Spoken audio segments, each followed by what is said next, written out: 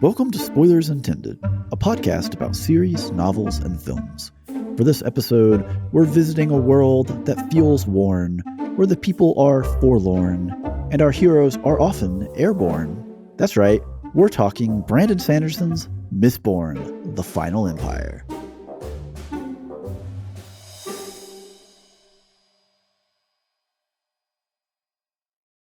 Hey everybody, welcome to the show. I'm Stephen Ford, joined as always by Andrew Knuckles. Hello there. And Joel Killingsworth. Hello. Who is frantically preparing to pull things up because he was unprepared. I have things that need to be cited. I have called you out. Sources that need to be collated. So as we alluded to, was mentioned, was referenced, whatever you want to say in the title, we're talking Mistborn Final Empire. So this is the first book in the Mistborn series. Yep. Not a movie, not a series, but a book. A novel. A novel, if you will. Written word. Or spoken. Or spoken for word. Some of y'all. Depends on your media of choice consumption. Your novel consumption process. Whatever.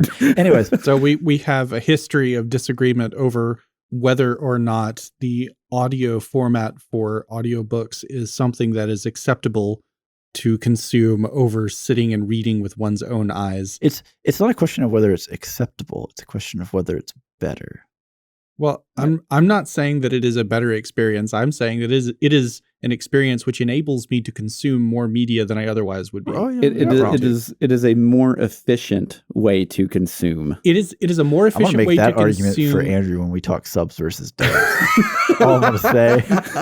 Well, no, I mean that is a completely fair reason why you would watch a dubbed anime is because you want to do something else while you are watching the show. Yeah. Totally understandable. It's not a point of contention. I mean, it is, but because you should be watching, you should be doing something else. Same thing for reading. You should be reading. If I have watched G Gundam 4 times, I don't need to watch the show anymore. No. I can listen to it and know that my favorite point is coming up, and I'm going to watch the show then, and then go back whenever he starts screaming at other random things. Yeah. Anyways. Okay, so that's not the topic for today that we're going to relate to Mistborn. Yep. We are actually going to talk about, because Brandon Sanderson is well known for his magic systems. There's a lot of talk within fantasy circles about how good they are, et cetera, et cetera. Are they the best? Whatever. We're going to avoid that for now and talk about other magic systems that we enjoy. Mm-hmm. And I'm going to toss this out. I really want to know what you picked. I want to throw this to Andrew. Really? Yeah. I thought this would actually be pretty easy. So I picked Full Metal Alchemist. Oh, I'm an idiot. Okay. Yeah, duh. The general setting for Full Metal Alchemist is you are in essentially an alternate World War II era. Mm-hmm. Mm-hmm. And you are following 2 young brothers that have unfortunately caused some magical mishaps on their own bodies. One does not have a body. The other one does not have an arm or a leg. And he basically has metal prosthetics. Mm-hmm. So does the other one. Yeah, well, yeah. Just in the form of a full suit of armor. He just gestured to all of me. And you follow their journey to basically get their bodies back. Mm-hmm. But also uncover a countrywide conspiracy for nefarious things. Mm-hmm. And essentially, the reason why I love this magic system so much is that it is very hard line. So everyone, basically the Full Metal Alchemist, he is, quotation marks, an alchemist. And what that means is that he can transmute items into other items. Mm-hmm. And the magic part of it is that he can basically he doesn't have the same restrictions. He doesn't have the same restrictions that other people have. But basically, whenever you transmute something in this world, and this is generally how transmutation works, is that you need to have equivalent exchange. You need to basically I give you 5 pounds of something, and you can turn it into 5 pounds of something else. Mm-hmm. And the way that this works is whenever they're fighting other people that are, trying to do nefarious things, they are, turning stone from a building into a spear, or fists that come out of the wall, or whatever. And whenever you see this happen, you actually see the building kind of eat away, because he is actually utilizing all of the material that is inside the building that turns into whatever he wants it to be. Mm-hmm. And towards the end of the show, some of the magic gets a little, the scale gets much larger, but the concept stays exactly the same, where to get to basically do these really powerful moves, you have to have a very high powered source of energy, essentially, in whatever form. And one of the early reveals, which is only like a couple episodes in, is basically Philosopher's Stones, which is kind of a general. So that's a very catch-all term. And you get that in Harry Potter. It shows up in lots. It's just of a magical fantasy. MacGuffin, essentially. And a Philosopher's Stone is kind of found out to be essentially made from other people. And the people are basically the energy source of how they can just kind of create things without quotation marks equivalent exchange, except they are exchanging it just for human lives. Right. And the magic system in it is very hard ruled throughout the whole show, and they never really break it. And whenever they do break it, there are very specific ways that they break it, if that makes any sense. Yeah. Okay. Well, I think I'm going to go next. I'm going to make Joel go last. Okay. Back at the bus for Joel. Oh. Well, he's the magic system guy. It's fine. Yeah. Well, it's funny. We didn't really discuss what all we chose pre-show. So I had this moment of when you picked Full Metal, I was like, I wonder what Joel chose, actually. He knows what I picked. Do I? Yeah, because he was like, I've got this, you get off. I literally said, we're doing magic systems. I've got Wheel of Time. Joel, good luck. I thought you said we were going to talk about Brandon Sanderson. Well, he did not develop. Robert Jordan. He did not develop these magic systems. He just wrote it. He just wrote the last 3 books out of 12, 14. So that's less than 25%. Yeah. Whatever. Anyways. Continue. So, like I said, taking Wheel of Time, and it has, again, a lot of very hard rules.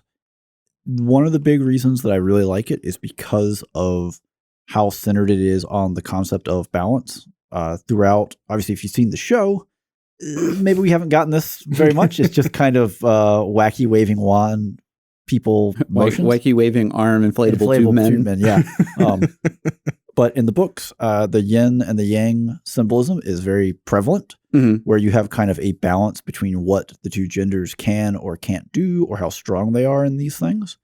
And one of the big reasons why I really enjoyed it is because they really Jordan took his time, obviously, with 14 books, took his time to really explore the differences in how men and women utilize, even just to the moment of how do they not just learn, but it's I guess embrace, but like become empowered with this source from their side of it. For women, it is all about acceptance, right? They have to essentially relax and float along with it. For men, it is a fight and a struggle at all times, and if they ever like back off that, then they will lose control of it. So whereas for women, if they take that approach, they lose control the more they try to enforce control. And this kind of flows out through the whole series. And it's really interesting to see stuff that happens early on in the books where it's not very well explained. And the deeper you get into the books, the more as the characters themselves learn and work within the systems, the more they learn something. And you can be like, oh, that is what was going on in book 2 or 3 or whatnot. That is what was happening. But even beside that, like it's such a cool setup of kind of a classic take on elemental magic, right? You always have, fire, earth, wind, water, Captain Planet, whatever. These things, heart. Yeah, you gotta throw the heart. You can't forget the heart. You always have these kind of basic philosophies, right? I mean, I'm already talking that it's balance, it's yin and yang. So it's very much so kind of like an Eastern style look at it. But I love the way they take it, and when I say they, Robert Jordan, the way he took it and used it as kind of these concepts of, well, they're blending these different powers and different amounts together to make a specific outcome happen. And for different people, maybe it's easier or harder, or for if it's a male channeler versus a female channeler, there's a different way they would have to go about it. Or there's some things that are very easy for a male that are very hard for a female, or vice versa. or even almost unheard of from some sides. And just kind of that whole process of not just the characters discovering it and finding out that the rules really were there, as opposed to like the end of book 1 where you're like, are there any rules? Yeah. But also, oh no, I lost my thread. I had that image of the end of season. The weave just collapsed. Yeah, I know it did. It just completely broke. Yeah, but yeah, stuff There's a bunch like of that. strings now. Yeah, stuff like that, where you have the characters not just learning the system from the people around them, but also kind of the rediscovery of things that are thought lost, and kind of the method or the way that they go about that is just really cool. Just again, it's a really long book series, so there's a ton of time to flesh and build this out. But I really appreciate that throughout it was held pretty consistently going, even from, book 1, where there's just kind of some bizarre things that happen, and kind of the limitations or what could or couldn't have been done in book like 8 still holds true when you go back and look at the first couple books. So, Joel? All right. So I'm actually going to bring up a book series that I pitched before when we talked about good like first installments of a series. And that is the Lightbringer series by Brent Weeks.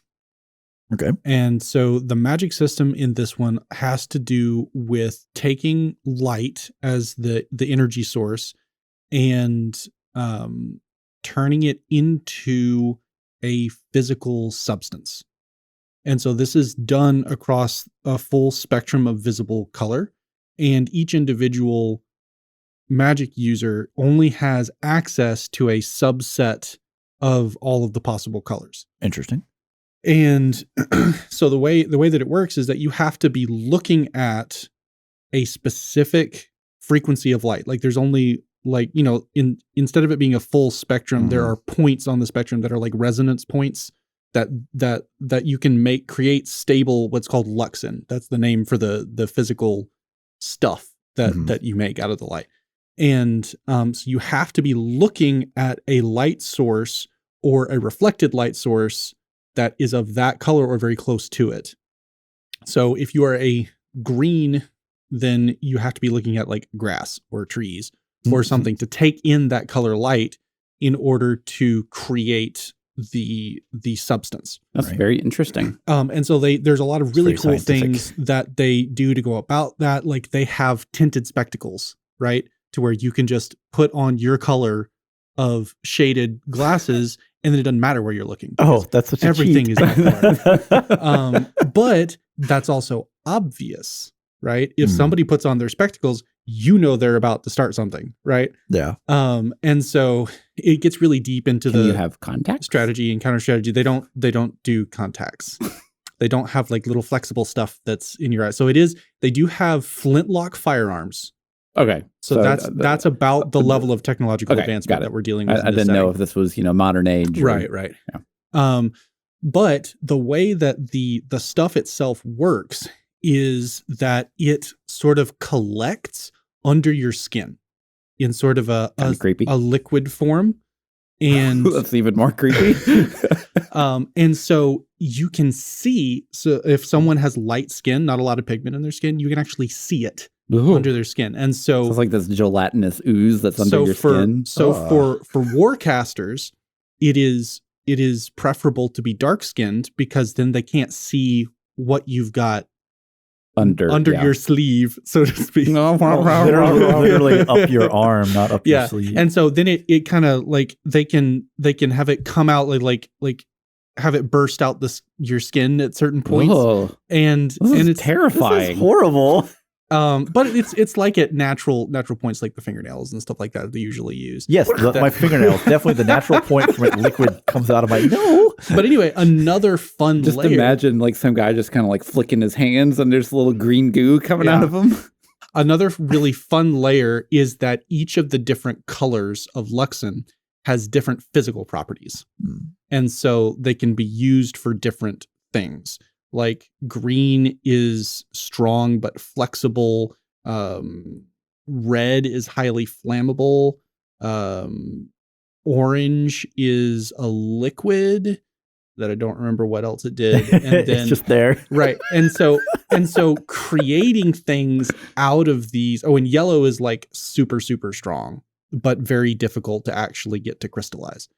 That's interesting because blue is technically one of the rarer colors in nature, unless you're looking at the sky. Well, the sky is obviously easy, and this is set in kind of a Mediterranean area, and so there's blue everywhere. They're near water all the time and stuff. Okay, yeah. So it's just really interesting because there's a lot of layers that come out of assigning sort of physics-based physical properties to the magical stuff that you're manipulating, and then just kind of extrapolating out, well, what does that mean? How can we cleverly put this together in a way to create an effect that is then both a really spectacular event because like, oh, magic, and that's cool, but also that makes perfect sense because of real world physical laws that I'm familiar with. Interesting. It's still kind of creepy just to imagine like all this like weird liquid stuff under your skin. It gets creepier because there's also there's like a limit to how much you can use before it drives you mad. And one of the symptoms of the madness is you slowly start replacing your body with Lexan, like pieces of your body with Lexan. Oh, weird. It gets really gruesome, but interesting. Well, I mean, I guess that actually kind of does pair pretty well into how like Mistborn magic works, at least with like the more terror horror side of it, where like you can impale spikes and stuff into your body to be a have power. Elementist. We'll get there. So that was a pretty good one. I particularly enjoy in-depth thought out magic systems. It's one of the biggest things that I look for in a work of fantasy, and this is one of my favorites that I've come across. Yeah, it's always nice to have a good set of rules that the author actually not just sticks to, but also utilizes for story elements. As opposed to maybe a softer magic where it's like, well, I just need to get this person from here to there. Oh, they can teleport now. Well, that is one of the, and again, I haven't read all like the Wheel of Time books, but like some of the stuff that they do, at least in the first couple books, feel just kind of hand wavy, where you're just like, well, this is just how they got here. It is a little bit. There is sometimes moments where you're like, ooh, that was okay. Well, how does that even? But the deeper it goes, the more, and it that doesn't necessarily mean that Jordan had it all laid out at that moment. Although as much as he took notes, it maybe was possible. I don't know. But it's also a hard line to walk too, because you have, whether or not you know as the author what's going on, you have the perspective of your point of view characters. And if they have no idea what's going on, it's going to be very difficult for you to communicate to the audience, what the rules are of the event that is occurring. And so you kind of have a really hard line to balance on there of, I want to be true to the portrayal of the point of view characters, but I also don't want my readers to have no idea what's going on. Yeah. And he definitely misses that line a couple of times. Yeah. Well, and that was one of the things that I really enjoyed about like Full Metal Alchemist, is because like by the time a lot of those like really kind of like hand wavy level events happen, you the reader or watcher have already understand the system so well that whenever it does happen, you're like, this is what he's using. Yeah. Well, in that one too, like it doesn't have the obstacle of someone just learning the system to start with, because he's already the a master. Protagonists are a master of the commonly understood system. So Okay. Well, moving forward off of that discussion, we're going to loop it back around here to the main topic of the show, Brandon Sanderson's Mistborn. Right, just book one. So this is the Final Empire, which is an interesting title for a book one.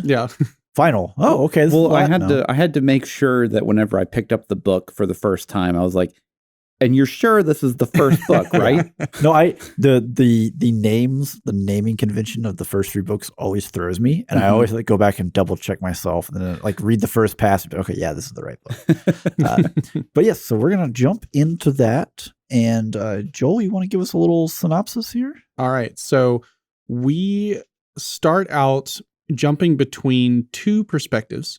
We have Vin, who is sort of a street rat in the city slums, lives with a gang of thieves, and she's what, 13 when the book starts? 13. She's 15 or 16. Maybe anyway, she's 15. She's 15. Young teenage. young teenage, somewhere in that range. And so we've got that perspective. And then we've also got the perspective of Kelsier, who is a master thief who is returning to the city to pull off his biggest job yet. One last big job. Yeah.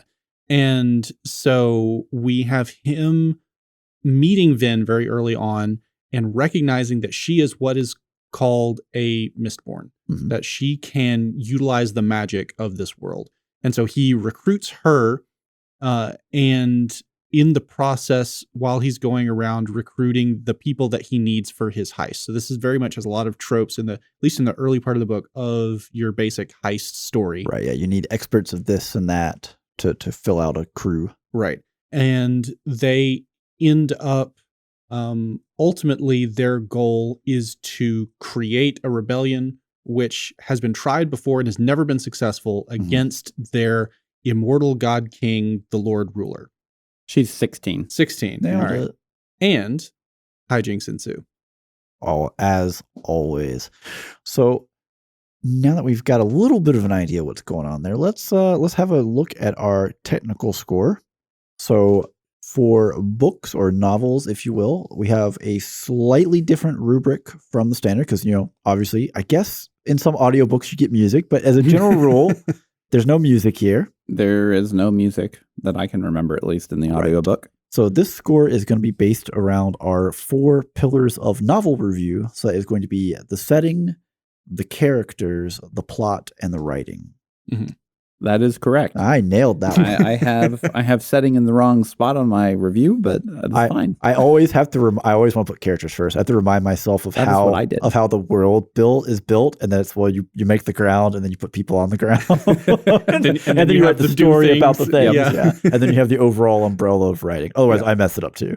So, anyways, Joel, what's our aggregate score for that on a technical scale? So our aggregate technical score is an 8.9 out of 10. So that is pretty high. Quite excellent. So we've had a lot of stuff that kind of lands in 7s. I'm trying to think what we gave. I know you were looking at the scores. It's been a bit. For Andrew. Leviathan Wakes was higher. It was interesting. And Red Rising was a 7 something. Interesting. Just because of the perspective. That was a risk with that one. Yeah. So but I'm pretty sure this is the highest for novels that we've done, which are 3. But you got to start somewhere, right? With a 33% chance, this will be the highest. That's not exactly how it works, but that's okay. Speaking of perspective, this novel was written in third person limited, with 2 primary point of view characters that we already alluded to. And so it is in style of presentation actually quite similar to Leviathan Wakes. Yeah. Yes. And quite dissimilar to Red Rising. so just for reference, Leviathan Wakes was actually an 8.7. So it's just under this. Oh, okay. And Red Rising was a 7.9. Yep. Again, I knew it was a 7. Perspective was a concern. But to go along with technical score, we also do look at an entertainment score. And what would that be? This time, so the entertainment score, as we always say, is separated out because of those instances where something is technically great, but it just didn't vibe with you. And so you didn't really enjoy it, or something is just garbage. It's garbage, but you love it. And so we wanted to have a way to represent that. And in this case, there was actually a little bit of difference. We had an 8.9 on the technical review. And we had a 9.3 for entertainment. Okay. So that's not even quite half a point difference. But when you're talking about taking it from almost a 9, which is already really high, and pushing it even further. Yeah, that's a big jump. Then there are things in here that we can technically point to and say that could have been executed better. Not that it was bad, but that it could have been executed better. But overall, that does not impact our enjoyment. Our enjoyment remains very high. Yes. So obviously we really enjoyed it. So what, before we jump into any kind of spoilers, what, maybe some spoiler-free highlights? So this was my first unadulterated Brandon Sanderson novel. Brandon Sanderson. I don't even know his name. But yeah, so this was the first Sanderson book that I read on the recommendation of Joel and Steven. And Go figure. didn't really know what I was kind of getting into, but I think actually in our conversation, whenever you did recommend it, we were actually talking about Full Metal Alchemist and the magic system and how much I like rules. I like things that you can kind of push against. Yeah, the logical makes sense. Yeah. And this was suggested, and it was absolutely fantastic. I finished the book, I think, in less than a week, and then I finished the trilogy like a week and a half later. It was once you get through like the first like quarter of the book for Final Empire, it is just they grab onto your wrist and they say, we're going. Yeah. And you do not stop. And it doesn't even stop until you get to the end of the third book. Like it is just a fantastic series in general, but the first book just has such a good it is YA. You know, it's YA kind of like more dark fantasy. It's dystopian fantasy. Yeah. It's a very YA is dystopian. Yeah, it really is. But it's a very different world from what you're kind of used to seeing. Yeah. Normally with a YA, you'll get little dystopian sci-fi or slightly advanced, or maybe it's a more dystopian view of a fantasy setting. This is a really different setting. Well, and it like that's why I say dark fantasy, because you have these kind of like grotesque kind of characters in like the Inquisitors, or when you get later on in the series, these kind of like giant things that have like this translucent skin, and like it just the world that it's set in is just kind of terrifying. And then whenever they get into the magic system of kind of like how they use it and the fact that they're consuming metals essentially for their magic is kind of also terrifying. And I wanted to come back and touch on like the dark fantasy aspect, because there is, the main character that we get spend the majority of our time with in the book is Ven, who starts out as 16. And I feel like the line is walked very carefully in the presentation of this book to both acknowledge the existence of abuse of women in poverty situations, while at the same time not presenting it graphically, and making it to where it's like, okay, that exists, but our main character had a protector figure who until recently kept her safe, and has had a brief period of time where she's been in a reasonably good gang, and she hasn't had any of these problems, but she's aware that they exist. And so if you're concerned about that, then I would say go ahead and read it, because like it's not in your face and it's not graphic. Right. Yeah. You definitely know, and like Ven as a character is very aware that there's this threat, or in her younger days, the possibility of it, and how it kind of alters and influences her behavior around others. But even throughout the series, you get some kind of, I wouldn't say nods to it, but it's definitely indicated that, hey, this could be going on or whatnot.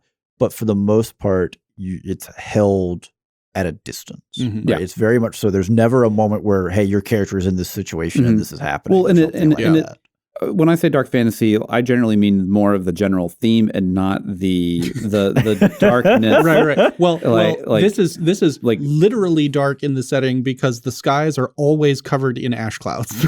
Yes. Yeah. But yeah, like it does ride the line of some higher level adult themes, but it never really touches on them to the fact of like intimate detail. Right. Yeah. It definitely hits on and deals with death a lot, and there's a lot of, I mean, most fantasy novels you have battles and these things, and that certainly occurs here, but there's also kind of the callousness of death. Like that's something that Ven deals with fairly early on and throughout with the society she's in, so you do have kind of that issue. But I think that, again, for the most part, it's handled very well, where it's meaningful to the plot, and two, it's not just super in your face. I mean, there's like y'all know me. I don't do great with graphic descriptions of blood and these kind of things. Never read Stephen King. I know. I have no desire anyways. Like there are certainly some moments that could be described as gruesome, but you're not getting those kinds of details in it. So that's good in the sense that we all know, hey, this is going on. This is a risk. This is a threat. And we never just have it just jammed in our face. So, which is, that's appreciated. Yeah. But I feel like overall, this story takes a lot of really great heist tropes. You know, we were working on this part of the plan with this expert, working on this part of the plan with this expert. And you also have a bit of the Pygmalion plot where Kelsier is trying to take Vin from her street rat origins and teach her how to impersonate royalty, basically. Yep. Right. And then you've also got the subplot of Vin is a magic user and has to learn how the magic works. And so you've got that training arc as well. And so it combines all of these disparate story archetypes. Right. And weaves them together very well. Right. And that, I think the heist element and the system, the magic system, that they dovetail, like Vin having to learn the magic system and the elements of a heist where you have different specialists all dovetails really well together just because of the way the magic system is created. Right, because each of those experts is also an expert at one part of the magic system. So she spends a lot of time. You get an excuse for POVs with those characters through her because she has to learn stuff from them. Well, and it's also, I mean, again, we already said it. It's a very different setting from what we would be used to. And the system is also, for people who haven't hit on it already, it's a very different magic system for a lot of people.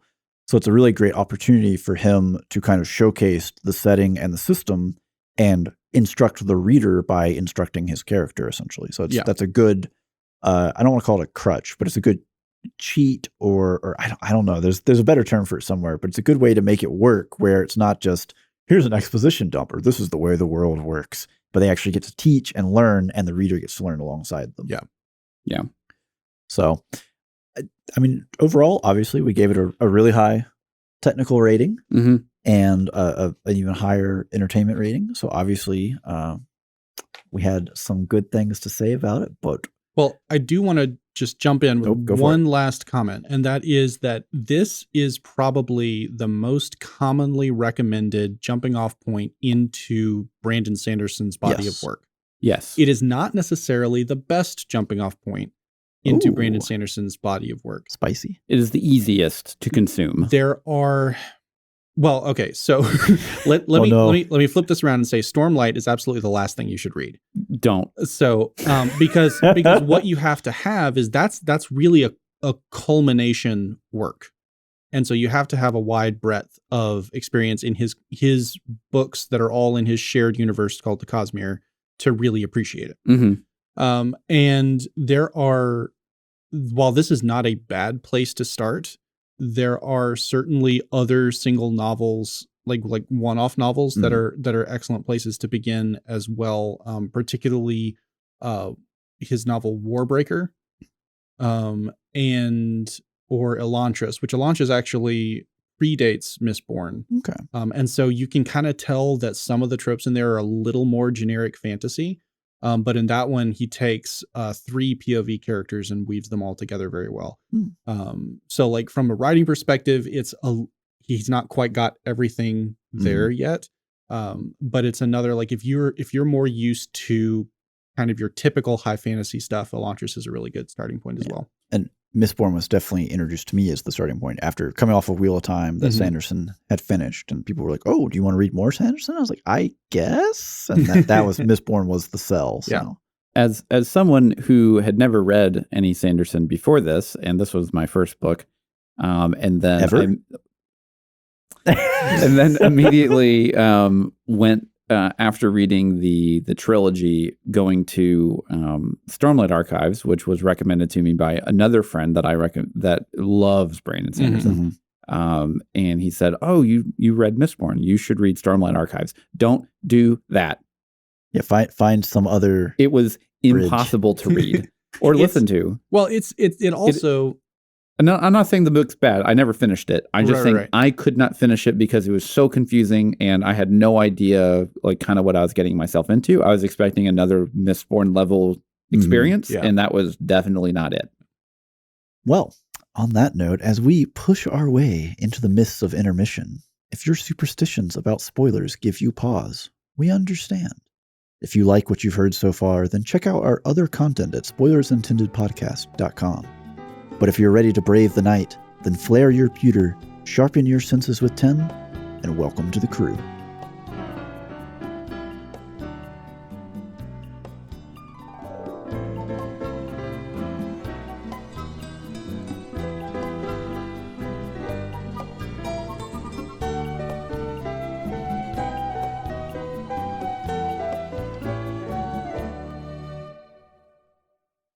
Alrighty, everyone, welcome back. Hope you enjoyed that brief intermission because we are leaping off here into all kinds of spoilers, and we are kicking it off talking about the setting. So again, if you didn't catch that notice, it is all spoilers all the way from here on out. And I'm going to change up. I'm going to take setting first because screw both of y'all. Knock yourself out. I gave setting a 10. Wow. Oh, boy. What a bold statement. So bold. I mean, it's such a well constructed and different world from as someone who reads a lot of, traditional fantasy. It was very different than what I was expecting. Very different, yeah. Well, and especially you have kind of like the little bits of like the anachronistic technology where like they have like pocket watches, but we're still fighting with swords and spears, yeah, no and guns, that kind of things yet. But just the way that the setting is kind of set up for us and built is just really, really cool because you really start out with this kind of low level. Well, it's a heist, right? We're going to steal something or make something happen, and then it kind of builds from there and becomes rebellion, and then it becomes, whoa, we're going to go and find a way to kill the God King Emperor. It's like, wow, we have leaped all over the place here, but the setting and the kind of the logicalness of the characters surviving through the setting, it just all makes sense. Like it all flows and fits. And it just, I guess we would put the magic system in with setting. Yeah, of course. Setting, right? Yeah. So is this the best magic system? I don't know, but there are a lot of nerds out there who have argued that both ways. I mean, I'd be curious to see another magic system that has such a good rule set. I think follows it so well. I think that the main strength of the magic system is that the rule set both makes sense from a physical properties perspective and is very, very simple. Yes. Yeah. You have all of these different metals that you can burn for power, but they each do like one thing, and you can either magnify or reduce that one thing. Right. And so it is very, very limited. And limitations are what makes something really great and interesting. Well, they're because as a puzzle at that point. Yeah, they're foundational building blocks, because when we see a lot of the fight scenes, it's not so much that people are just applying brute force versus brute force. There is a lot of, well, how, subtly do I use this skill or this trick or this quirk? Well, it's a chess game, essentially. Yeah, there's a lot of bluffing. Yeah, of them, because of the characters like trying to hold out on the fact that they are Mistborn, or they're like, oh, well, only you just think that I'm only a pewter guy right now, instead of, now I'm a full Alamancer and I can just do whatever I want. Yeah. And you try and bluff as long as you possibly can during a fight. So then whenever you do reveal it, there's nothing that they can do. And then there's the ATM trump card, right? Where you're like, I am literally looking a couple of seconds into your future and I know what you're about to do. Yep.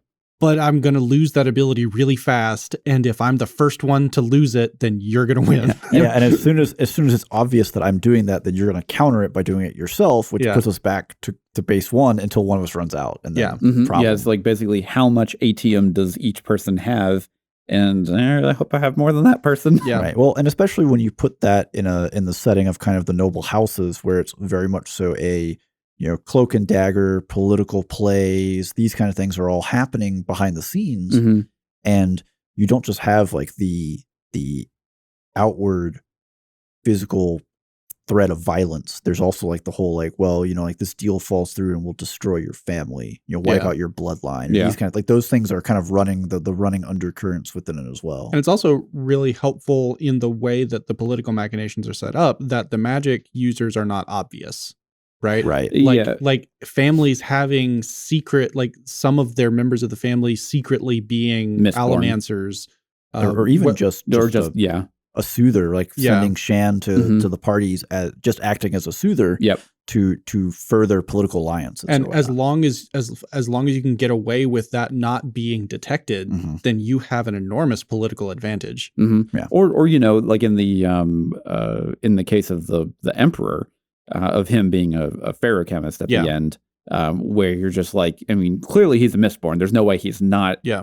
And everyone, assumes that he is just a Mistborn, but it's like, well, we can't also kill him. Mm-hmm. So there has to be something. There's some other trick here that we don't understand. Yeah. So, who's next? I already gave a score here. Y'all haven't given scores. All right. Well, I'll go ahead and take it. And I'll say that it is despicable that you would give this a 10 and find no fault whatsoever. But I did the same thing. I gave it a 10. And I think that the setting of not just the magic and the city and the houses, all of that is fantastic, top notch, but just the world in general is so different and unique. Mm-hmm. You have a gray wasteland of a world that is covered in constant clouds of ash falling from the sky like rain. It's even like in the language of the book, it is described like rain. The ashfall was heavy today, and everything is grimy and gritty and dirty. And it really not only is something different and interesting for a secondary world construction, but it also fits in with the themes of subjugation and dystopia. Right. And so because like you've got stuff like Blade Runner and the Batman, where the cinematography does that same thing, where all of the shots are dark. It's in the rain. It's dark and gritty. Yeah. Well, this whole world just does that for you out of the gate. So yeah, I mean, just imagine like, having like a film noir where it's always raining, but it's just always ash. Yeah. Well, and for the characters, the idea of green grass or flowers that are pretty, like that's a foreign concept. Yeah. It's almost unknown to most people. Mm-hmm. Andrew, what'd you have? I can't believe you guys gave this a 10 because that is exactly what it deserves. Yep. That's what I thought. That's kind of why I was like, well, what are y'all's scores? Because y'all are both talking. I was like, I know y'all both, like, there's no way the way y'all are approaching this that you didn't give it a 10. I just need you to actually say that before you forget that you haven't actually said that.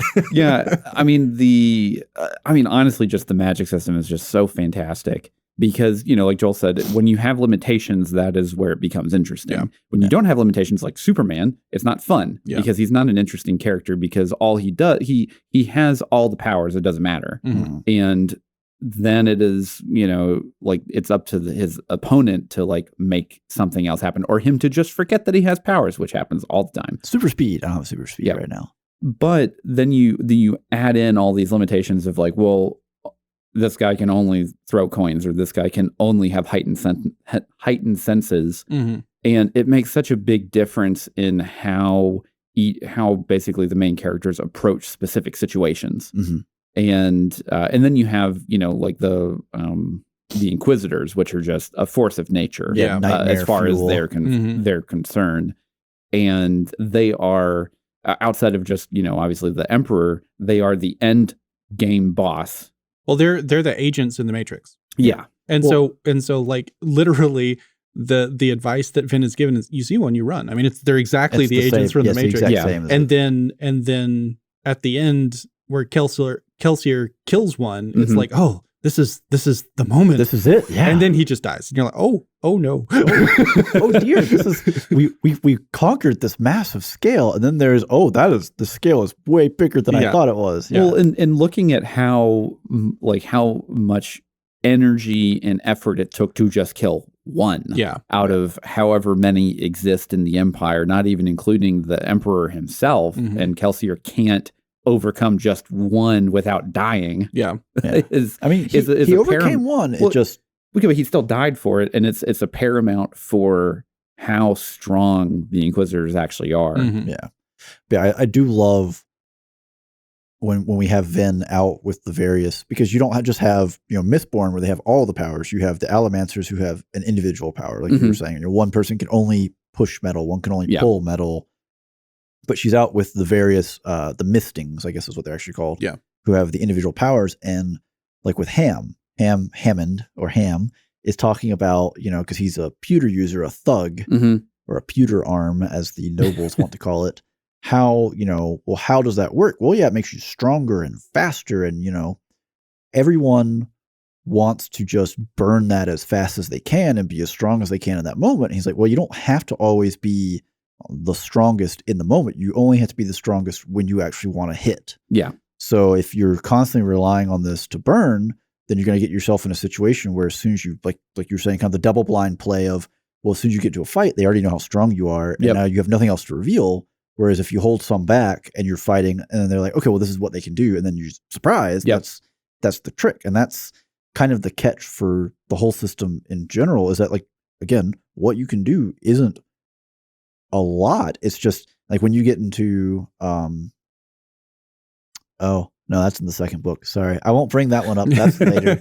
But you get into the various things that especially Ven, because she's very much so kind of a inventive person of, well, why couldn't I just try doing things this way instead, or a twist on something that I'm doing. And that's what happens whenever you have someone that is already in a relatively an adult in the maturity sense, and then they now find out they have all these powers, and they're like, oh, well, you guys do it that way, but I should try it this way because this is what I did, already. Right. You know. Well, and she's not raised in like the noble house structure where like, oh, well, you're really important, and we're going to make sure you're very well trained by someone who is also very well trained within the same structure. It's kind of a much more a free form, freewheeling process for her. So I think, that's kind of it's hard to really talk long when it's just all good, right? Because there's just nothing really bad to say. It's maybe you just don't really like the grimdark, the concept of ash falling from the sky, and then it's just not. Well, using the term grimdark is misleading here because grimdark very specifically is horrible things happening to horrible people all the time. It is Game of Thrones, and not so much the setting, but like what actually happens. Right. Fair enough. Yeah, that is definitely not the case here. Yeah. But yeah, maybe ash raining from the sky just isn't for you. I don't know. If it's not, then you should read this. It is a funny story because he went from writing Mistborn, and he got this trilogy, the first trilogy out. And his publisher is like, okay, that was great. That was wonderful. We want more, but can it be less dark and dirty and stuff? And he turns around and he writes Warbreaker, which the entire magic system is about bright colors. I feel like that's one of those things where he's just kind of flexing. He's like, I can do whatever. It doesn't matter.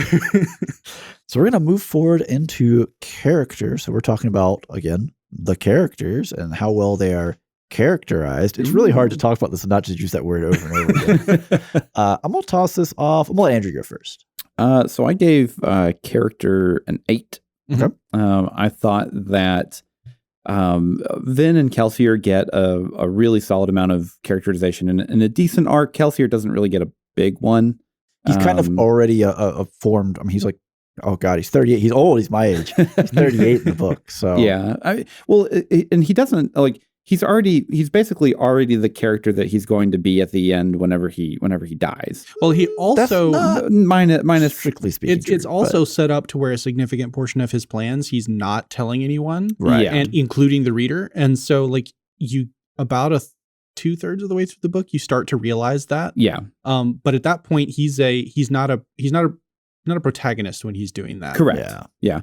But Vin gets a nice solid arc throughout the book that I liked. But all the other characters are just kind of who they are, at least for the first book. And obviously, as the books go on, there's a lot more development. There's just more time. Yeah, because there's just more time. There's more perspectives that you get for narration and everything they go through.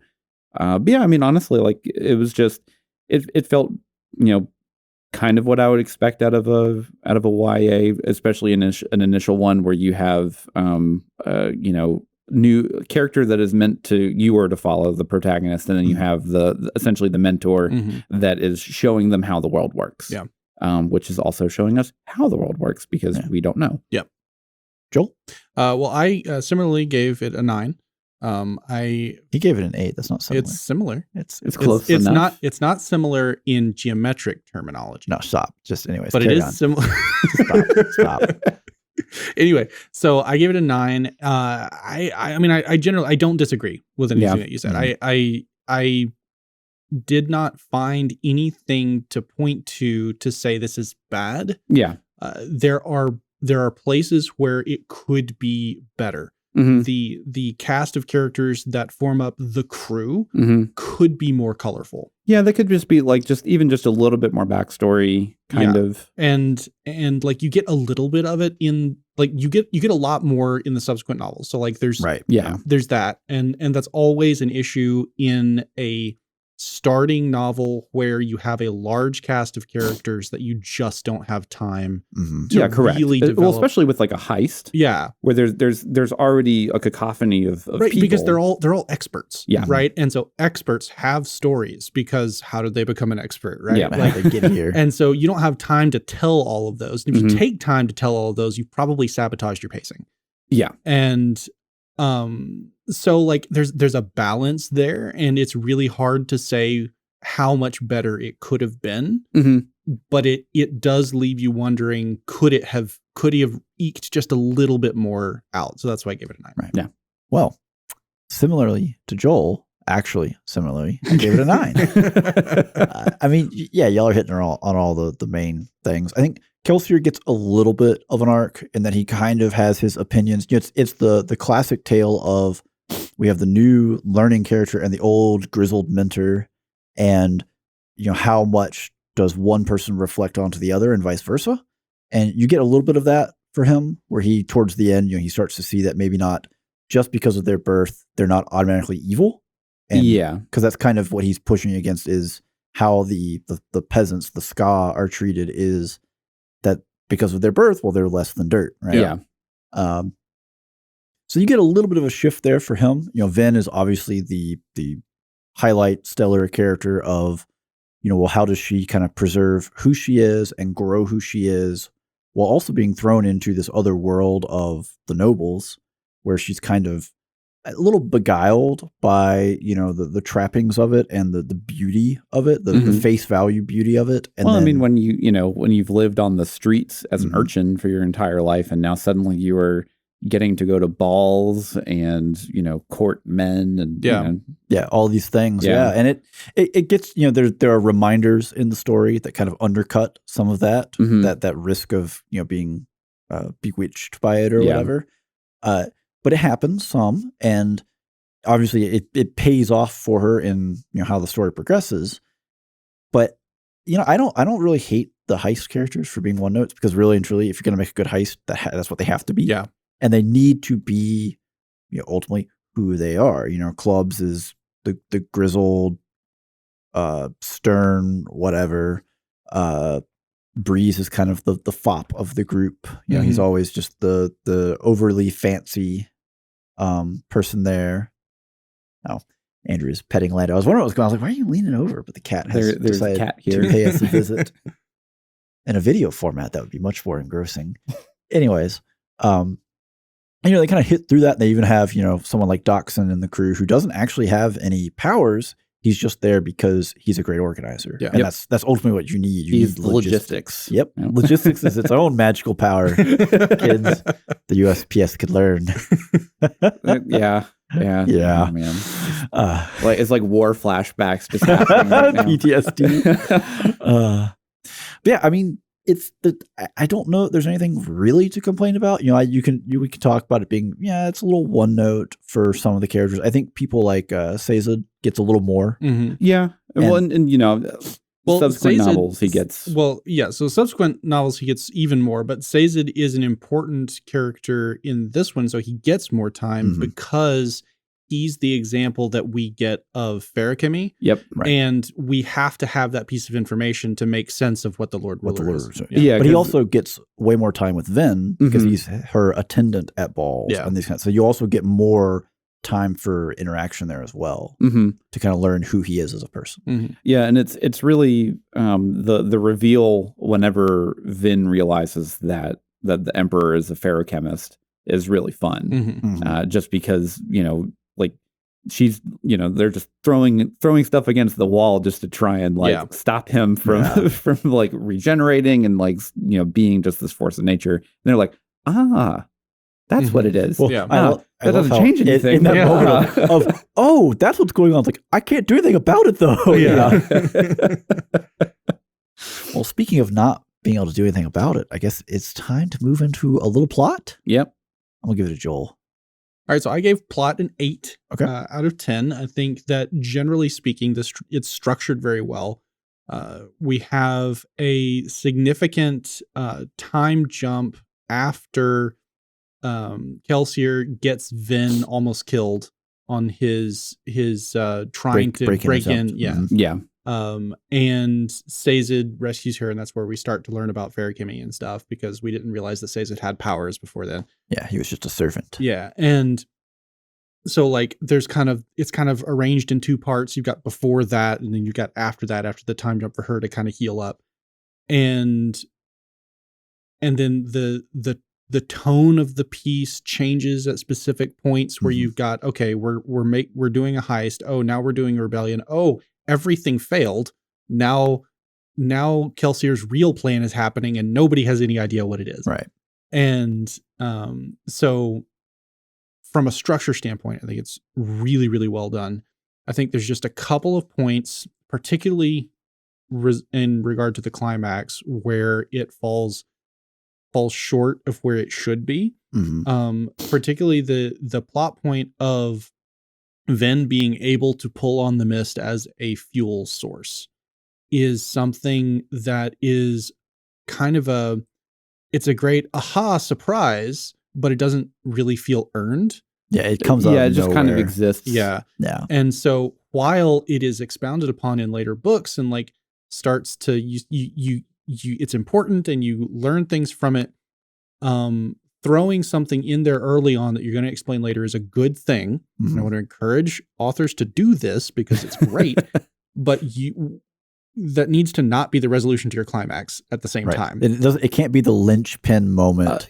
For something to actually like exist and happen in the story. Yeah. Right. And then my other big complaint is Kelsier uses a rumored mythical extra metal that no one knows anything about to say, look, I have an ace up my sleeve. This is how we're going to beat the Lord Ruler. And he doesn't really, talk about it much after that. And it's really just it's almost a bluff in order to get the other members of the crew to go along with him. Oh, I have a secret weapon. Yeah. But from his POV chapters, it's made clear that he doesn't know what it is, but he thinks it's something. And so it's not really a bluff.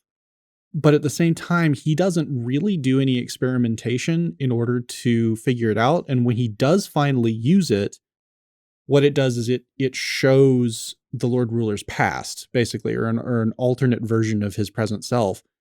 And that is important information to us to figure out who he was, how he relates to the mythological tales of the past that he came from, and all of that stuff. It's important background information, but it just felt shoehorned in to get us that information as opposed to being something that Kelsier would actually stake his life on. Right. Well, and I think from that perspective, so I gave plot a 9 and I waffled back and forth between 8 and a 9 because my biggest complaint is ultimately the final climax doesn't feel earned. It just feels like, oh, well, you just got absurdly lucky and never really know. Stop taking all of my points. Get wrecked. and you never really know why. Yeah. If that's the only book you read, you just be like, well, she's just really lucky. Yeah. And obviously, again, you got to drop the hints or the Easter eggs. But there's other stuff to come. Yeah. Right. But having the whole climax of the first book turn on that very flimsy linchpin is really risky. Because it's easy to kind of take people out because everything else feels super earned. Like her abilities, how she learns it, how good she is or isn't. Like you mentioned earlier on before the time jump where she gets heavily injured. And I think you talking about the time jump is also a big deal because throughout the first book, she takes some injuries. And even through the later books, she takes injuries, but they're never as severe as that is. Yeah. And that really drives home the whole Inquisitors are a big, scary deal. I liked the kind of the reveals with the logbook where we started getting the little writings and because that's the other side of the coin to the 11th metal, right? Like how else is she going to put these two things together to make sense? I think that was well done, and it's fun to have that kind of revealed from an in-universe book. Yeah, that's being actively translated. The practice of putting little blurbs at the beginning of chapters or sections, seemingly innocuous, right, is very you can sort of correlate it to the practice in in TV shows of having a cold open that shows some sort of historical context for a character or an event or something, where it's not placed in there in any chronological order. It's just, hey, this is a theme that you need to have some information about moving forward. Breaking Bad does this really well. The cold opens for all their shows are really fantastic. Yeah, but you need that little underlying stability, because it builds up over time, right? It adds up until you finally make sense of things. Yeah, and then like the paths cross, and you're like, oh, yeah.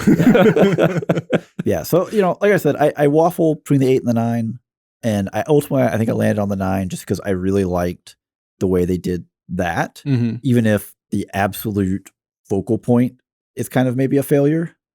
Everything else around it that builds to it, and that might just be why it feels like a failure, right? Because you have such a strong everything else, and then you have a very weak piece. And if everything else was just kind of medium, and you had this piece, you might accept it, but it kind of stands out like a sore thumb through that. So, Andrew? Well, I gave it a 9. Okay. Right. Can you read your handwriting? Anyways, no. So I gave it a 9, and partially because of the incredibly weak finale, right? With the Mist, which, like, I remember listening to it for the first time, and I was already kind of having a hard time understanding where everything was kind of taking place within that specific area of the castle, if that makes any sense. And then, like, she's fighting the Emperor, and then, the Mist and stuff happened, and I was like, okay, well, all right, well, I guess that's done. But at that point, you're like, I mean, like, that nothing else, like, there's not going to be any other big aha moment, because, like, the book's basically already done. Like, I can see how much longer I have left. So at that point, I'm just like, all right, whatever. But I'm actually going to dial it back a little bit. I found a lot of the political intrigue, like, during the balls and stuff, like, not that interesting. It definitely slowed the pace down quite a bit from, obviously, like, the training part, which are always the most interesting because the magic system was really cool and I wanted to learn more about it. And you're let's just, feed me more, feed me more. And I understand, like, they do like, he has to pace it down a little bit because you do need to have Elend introduced, who's the main character later on in the other books. And then you also need to have, you need to set up essentially the power structure that is going to exist after they overthrow the final empire, or the emperor. And because of that, I mean, like, you have to have those sections. So I didn't really knock it too hard. It was more of just like, I don't really care too much about this. Yeah. So it's interesting because I think it's something that I didn't touch on. I was trying to leave other stuff floating around. I don't want to take every point ever, but I actually really enjoy those just because we get the interactions between Ven and Elend. Well, yeah, and those are great. Right. And that's something that I think I would give them a lot of points for, because I feel like a lot of YA, like, budding romances are just, it's terrible, and they don't feel like real earned. People interact. Well, they don't talk like people would talk, whereas this feels much more earned. Like, Elend is definitely his own person. Elend, however you say his name. Elend is definitely, like, his own person, and he has his own motivations and whatever, and he operates on that principle, and it's just kind of the interactions that happen because of that that have them have, a spark or whatever, and it builds from there.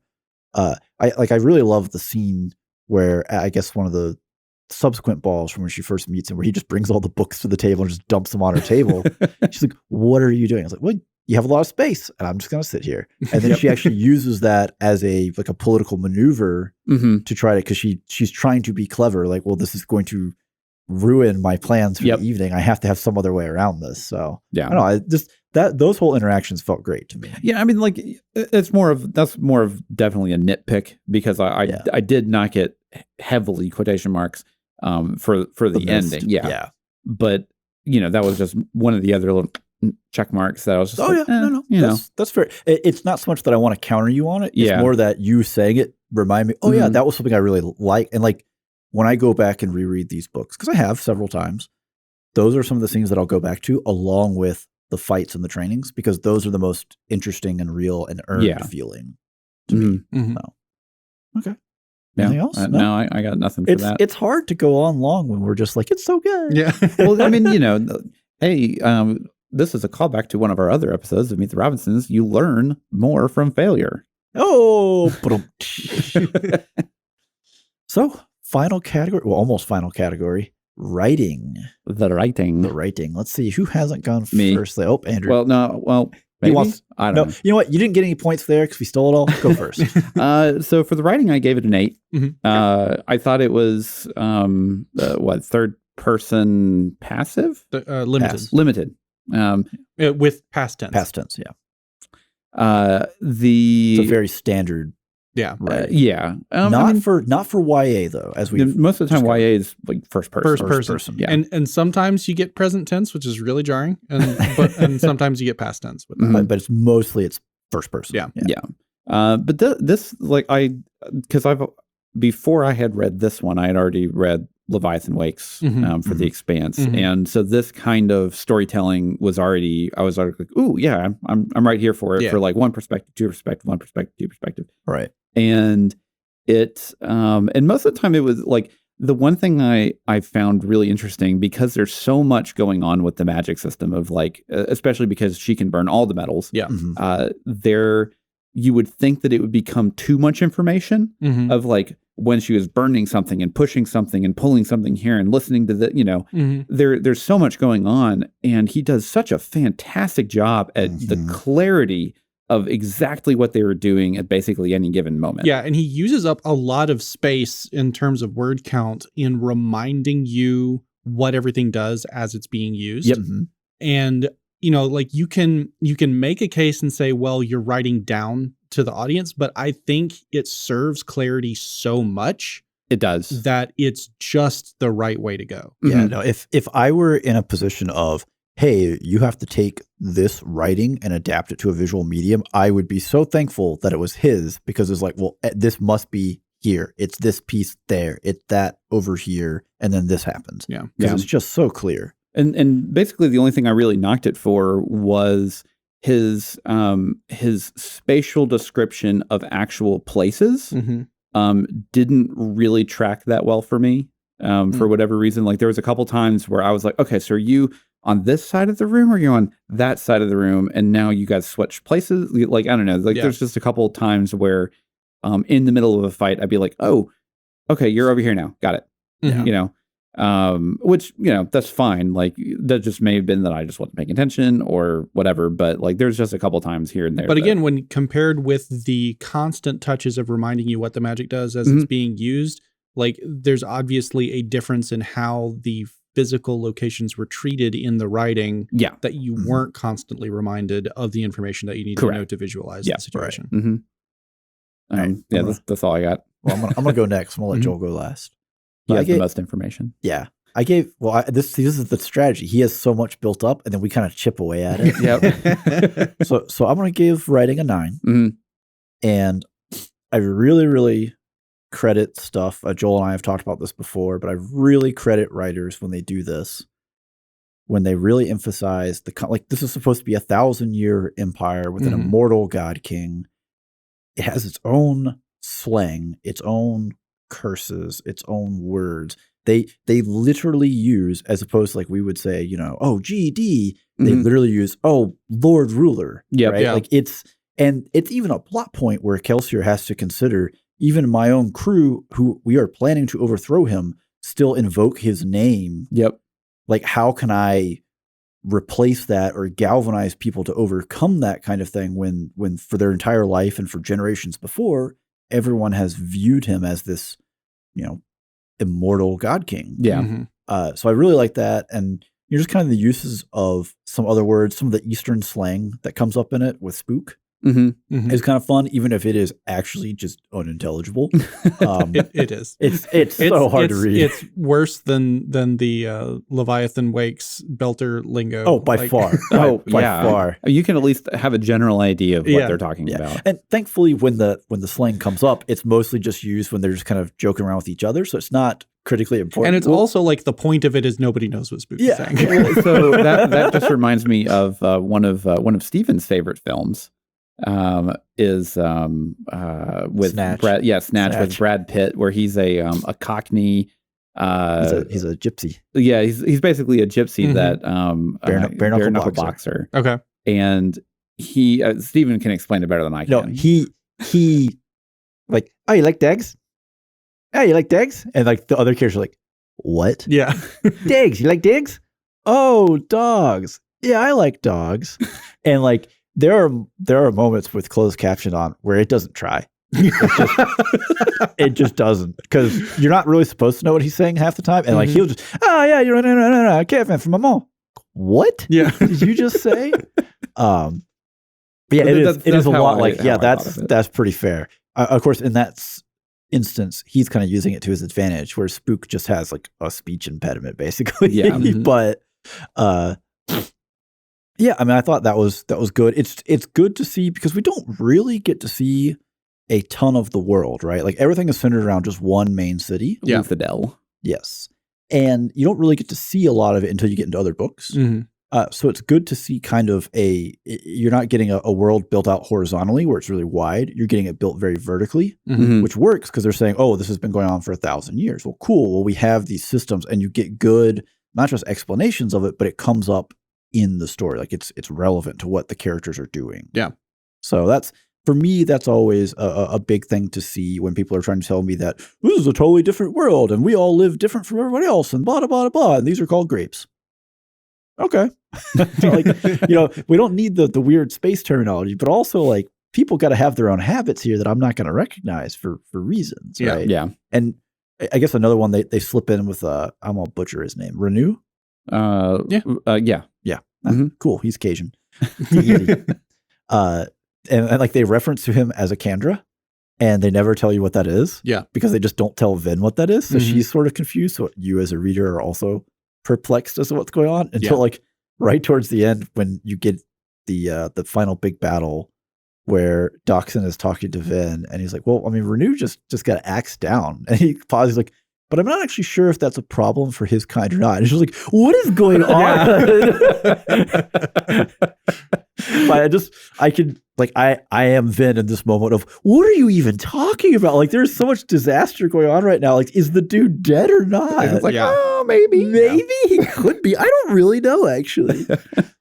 Yeah. So Joel? Well, I gave writing an 8. Okay. And I think that in this book, Sanderson in general is a little prone to info dumps because he has so much world building information that he has to find a way to get across. Right. In this one, you managed to sidestep a lot of it because Vin needs to be trained, and we get to follow that. Yeah. And so there's an instance where he holds some of it back in the form of, well, Vin just has no idea what a Kandra is or does or wants or needs or even what the word means. Yeah. And so we also don't understand that. And he did not tell us this in just an expository paragraph. Yeah. And so that's nice. Yeah, it's good. It's good. But there are other points where he does not successfully resist the urge. And so there's a little bit of that. I would say in general, it's really interesting because I've read nearly his whole body of work, not all of it, but the vast majority of it. And looking at the progression of Elantris, which was his first published novel, through Mistborn and then into Warbreaker, there is a definite pattern of refinement of his writing style and the way that he presents his characters through the prose and stuff. So it's really interesting to be able to follow a single author's career kind of that way and just watch how they progress their craft. This is the first time that I have like been of an age to consume media at the same time that a prominent creative is putting it out in order to follow along. Yeah, because most of the time, like you'll go through and like read an old author, and you're like, well, this is all they have, right? Because they're dead. Yeah. Well, it's also an opportunity because he's such a prolific author, right? Yeah. I mean, we just had the reveal not too long ago where he's like, oh, well, I'm on Kickstarter. I'm publishing 4 unknown books that no one was paying me to write, and I wrote them anyways. Yeah, which was the most successful Kickstarter of all time. Right. Yep. But you actually get an opportunity to really see the development because he's just putting out so much. Another author that I look at when I think of seeing like them formulating, I don't know if you've ever read Terry Brooks' Sword of Shannara. No, I watched the first half of the terrible it's so bad. TV show. It's so bad. I remember Sword of Shannara from somewhere else, but maybe I'm thinking of Alex Shannara. That's a real threat or danger here in Alabama. Every billboard. So his first 2 books are just bricks. I mean, they are dense, and I mean the first book is just straight up. It's a Lord of the Rings, I don't want to say rip off, but like he's following it really closely. Yeah.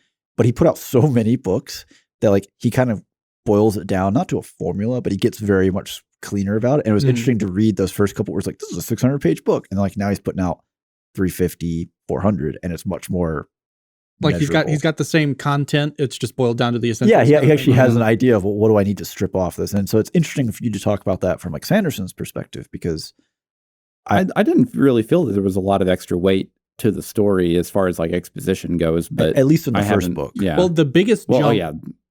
Other books, there's context. Yeah.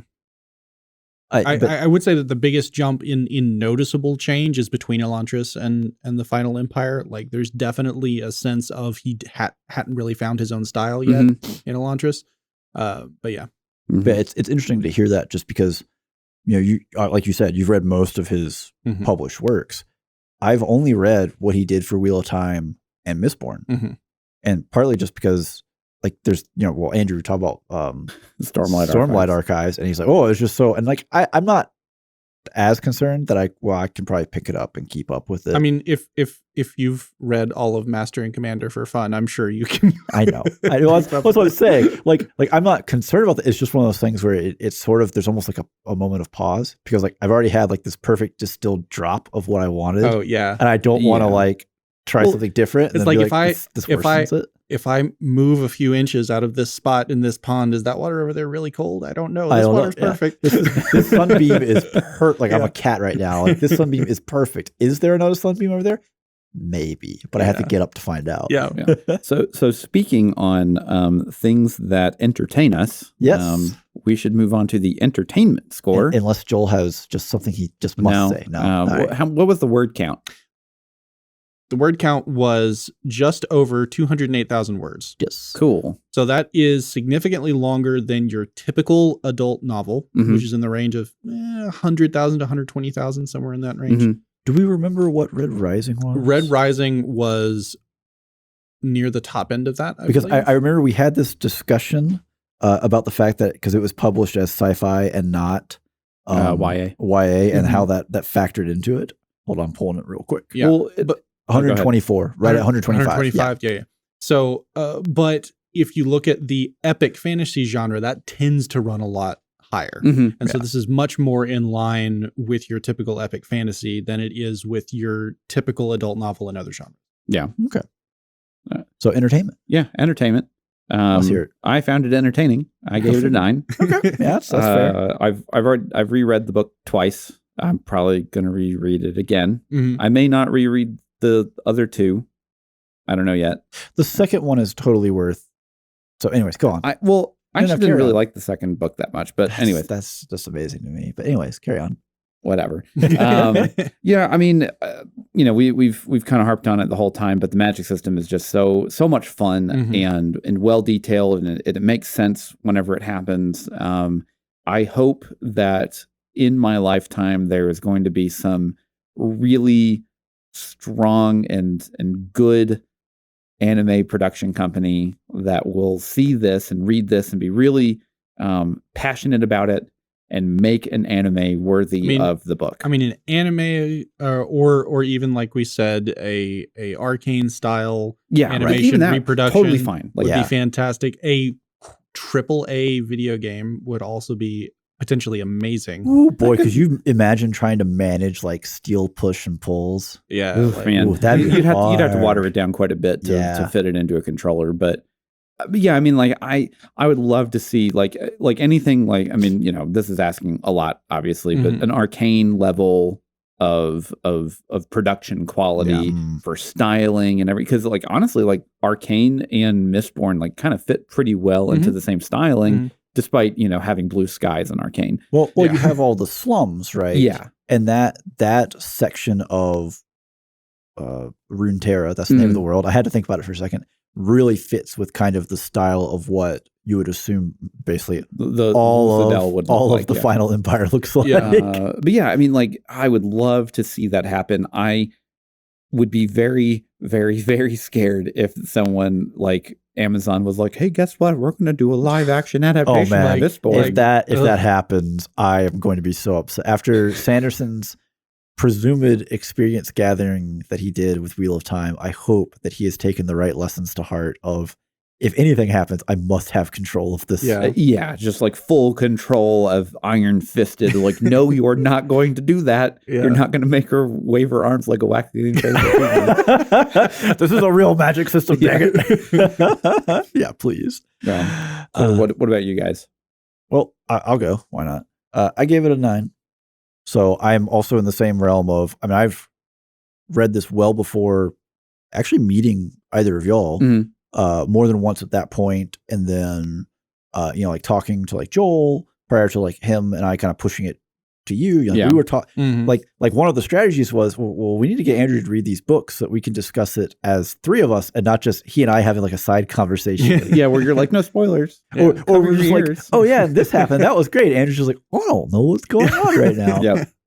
So I mean, I've read it multiple times, in the run up doing the show, we were like, oh yeah, we should definitely make sure we go back and look at it. And I was like, well, I'm gonna go back and just kind of page through it. And I read the whole thing and I'm almost through with the 3rd book now.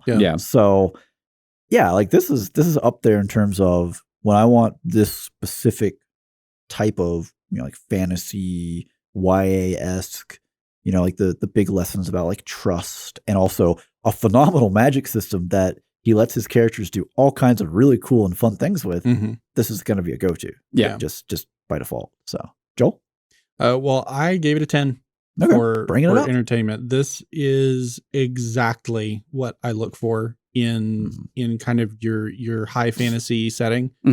And it also, I think the length is something also that I look for, because I don't want to, if it's much shorter, you don't get the detail, right? Yeah, because you won't know it doesn't feel like a long book. No, it's well paced.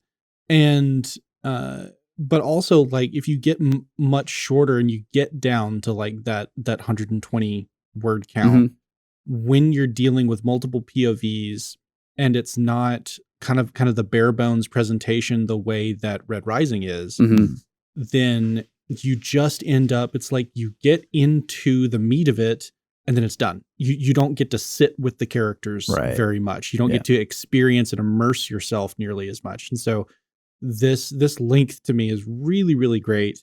And just like the sweet spot, I think, for this kind of novel. Yeah, I mean, when you tossed out the word count, and I was just kind of looking to see, well, how many pages is like a published version of this? Because I've only really read it electronically.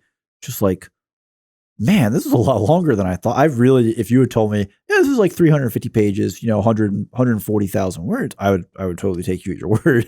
I would not have expected this to be a 500 plus page published book. So I think that just in itself is a huge testament, not just to the writing, but to the entertainment value, because it's literally a page turner. Like you just blow through it. Yeah. So, well, alrighty. I think that is about all the time we've got for this episode, unless anyone else wants to weigh in. No? Well, until next time, I'm Steven. I'm Andrew. And I'm Joel. And as always, every spoiler was intended.